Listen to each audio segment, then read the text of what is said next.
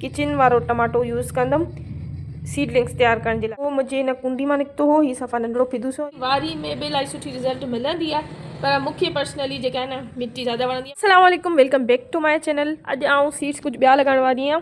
आउं लॻाइण वारी आहियां हिकिड़ो टमाटो ऐं उनजे अलावा मिर्च। हीउ टमाटे जो पौधो तव्हांखे मूं शॉर्ट्स में बि ॿुधायो त हीउ आउं वठी आई हुअसि नर्सरी मां नंढिड़ो, ऐं हाणे मूं हुनखे वॾे में शिफ्ट कयो, तक़रीबन महीनो ॾेढ महीनो थी वियो आहे। सीड्स ऐं तव्हांखे ॾेखारियां थी पहिरीं। हीउ उहो टमाटो आहे जेको मुंहिंजे हिन कुंडी मां निकितो हो, हीउ सफ़ा नंढिड़ो फिदो सो। इहो सिर्फ़ु ॾेखारण जे लाइ खणी आई आहियां, बाक़ी शॉर्ट्स में तव्हां माना अपडेट कंदी रहंदी आहे, तव्हां उतां बि ॾिसी सघो था। बाक़ी आउं जेको आहे हेल दफ़े हीउ किचन वारो टमाटो यूज़ कंदमि सीडलिंग्स तैयार करण जे लाइ, ठीकु आहे। हिन में जेके आहिनि हीउ मूं टमाटो उहो खयो आहे जेको थोरो सो नरम हुजे, माना पकल हुजे, हिन जा सीड्स जेके आहिनि उहे सही वारा हूंदा आहिनि, त उहे जर्मिनेट थियण जो रेट इलाही थी वेंदो आहे। अहिड़ो जेके टमाटा हूंदा आहिनि हिकिड़ा नंढड़ा हूंदा आहिनि, ॿिया थोरा सख़्तु हूंदा आहिनि। ॾिसो सख़्तु आहिनि, अहिड़ा टमाटा यूज़ करणु थोरो सो नरम वारो टमाटो मूं यूज़ कयो आहे। हीउ मुंहिंजो बि फर्स्ट टाइम आहे, त आउं टमाटो जी सीडलिंग तैयार पई कयां, उहो बि घर वारे टमाटे सां। ऐं करे ॾिसंदमि हिन में काफ़ी सारा सीड्स आहिनि। अॻियूं वारो जेको हीउ टमाटे जो हूंदो आहे, हीउ अॻियूं ऐं पुठियूं इन में सीड्स हूंदा कान, विच वारे हिसे में हूंदा, त मूं विच वारे हिसे मां ई कढी छॾिया आहिनि। बाक़ी मिर्च जा त सीड्स मूं वटि आहिनि, इहे मूं पहिरीं बि कया हुआ,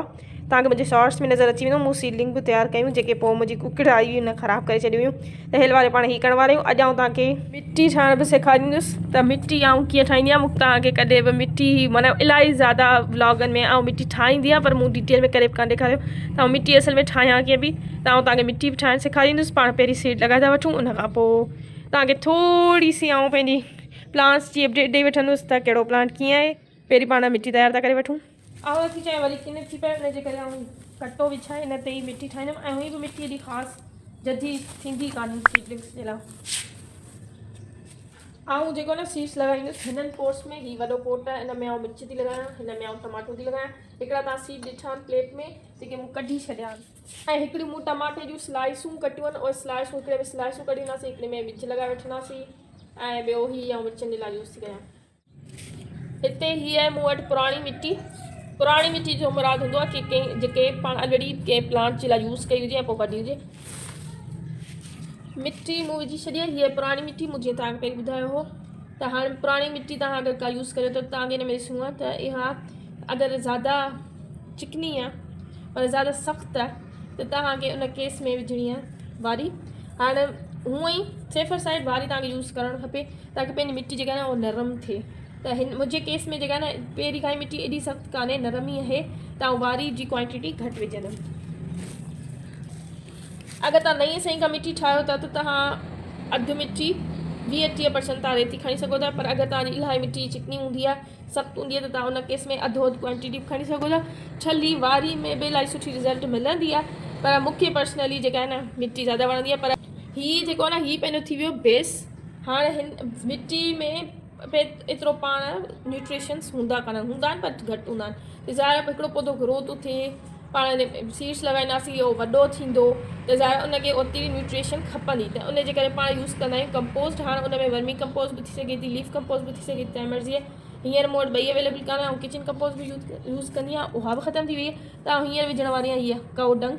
हिन मिट्टी में ऑलरेडी न्यूट्रिशन काफ़ी आहिनि, छो जो हीअ पुराणी आहे। कव डंग हूंदी आहे उहा इलाही गर्म हूंदी आहे, त उन करे पाण नॉर्मल जेतिरी कंपोस्ट यूज़ कंदा आहियूं उन खां तव्हां अधु ई यूज़ करो, ज़्यादा बहितर आहे। ऐं मिट्टी में अगरि अहिड़ी का सख़्तु शयूं आहिनि तव्हांखे उहे कढणियूं आहिनि। हीअ जेके टे शयूं आहिनि इहे मेन शयूं हूंदियूं आहिनि, तव्हां जेको बि पौधो हणो, सीड्स हणो, छा बि हणो उनजे लाइ, ठीकु आहे। मेन शयूं हीअ छा आहिनि, हीअ गर्मियूं आहिनि, त गर्मियुनि जे लाइ पाण हिकिड़ी एडिशनल शइ विझंदा आहियूं, उहा आउं तव्हांखे ॾेखारियां थी।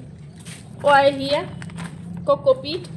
कोकोपीट जेका आहे जेको पंहिंजो हूंदो आहे नारियल हूंदो आहे न, नारियल जो जेको छिलको हूंदो आहे न उन मां हीअ ठहंदो आहे। ऐं हिन जो कमु सिर्फ़ु इहो हूंदो आहे त हिकिड़ी पंहिंजी मिट्टी खे लाइट वेट कंदो आहे। छो हिन में अगरि तव्हां पाणी विझंदा त इलाही देरि ताईं आलो रहंदो आहे, त उनजे करे हीअ गर्मियुनि में इलाही यूज़फुल शइ थींदी। जंहिं महिल सीड्स पाण खे जर्मिनेट करणा हूंदा आहिनि सीडलिंग्स जे लाइ इलाही बहितरीनु हूंदो आहे। हिन में आउं ज़रो विझां पई, ज़रो पाण मथां विझंदासीं।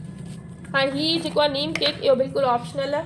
हीअ छा आहे, पेस्टिसाइड जो कमु कंदो आहे नीम केक। जॾहिं तव्हांजो पुराणी मिट्टी हूंदी आहे न, त पुराणी मिट्टी में तव्हां हीअ विझी छॾींदा त कीड़नि मकोड़नि खां बची वेंदो। ऐं ॿियो फंगीसाइड बि यूज़ करे सघंदा आहियो, दालचीनी जो पाउडर हूंदो आहे, या फंगीसाइड ॿिया बि मिलंदा आहिनि, पर आउं फ़िलहालु तव्हांखे यूज़ कयां।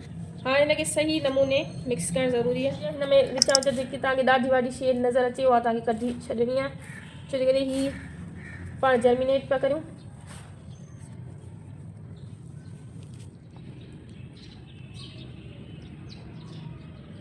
गमलनि में फिल कंदासीं।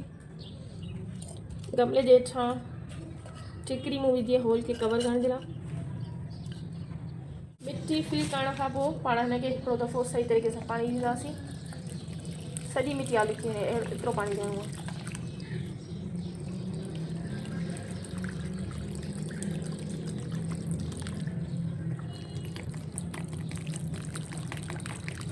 सॼो सुकी वियो आहे, मतिलबु हेठि ताईं पुॼी वियो। हाणे पाण सभिनी खां पहिरीं मिर्च था हणूं, ठीकु आहे। हीअ मिर्च न सीजन, पर हीअं डायरेक्टली कान हणंदासीं न, लेवल अप करिणो आहे। त हीअ आहे मूं वटि कोकोपीट। ऐं कोकोपीट उन लाइ बि हणा छो जे करे हीअ मॉइस्चर होल्ड कंदी आहे। हर जेको न मिटी सुकंदी कान, पाण हिन जे मथां ई सीड छॾींदासीं। इहो हल्को सो मूं ई टेप टेप करे छॾियां। हाणे पाण सीड खणंदासीं।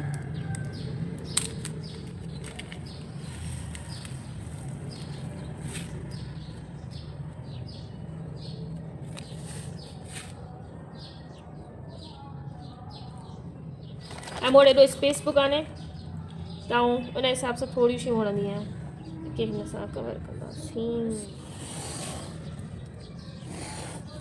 हिन में बि साॻियो कमु कंदासीं।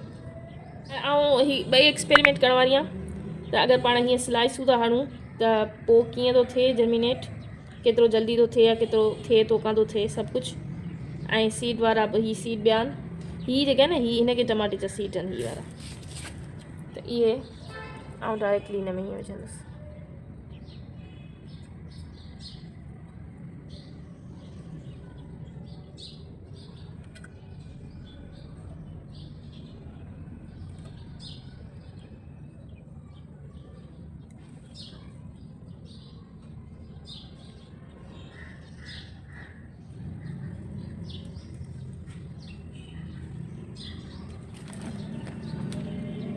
पाणी ऑलरेडी पाण खे ॾेई चुका आहियूं। हिननि जी सिर्फ़ु मथे वारी लेयर पाण खे नमी करणी आहे, हिन में मतिलबु आलू करे छॾिणी आहे कंच।